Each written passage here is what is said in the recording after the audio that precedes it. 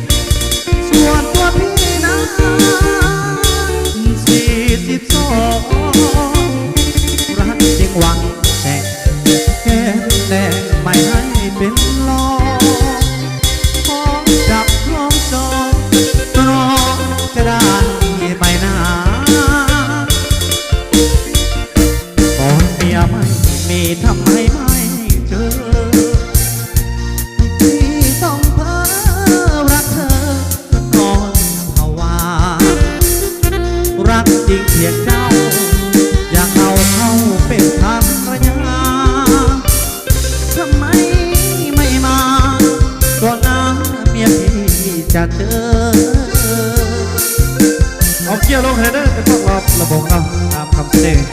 จากบนดีนุ่งฟ้าประธานชิ้นเกียรติไอ้น้องสักขลุ่มบัญชีของเขา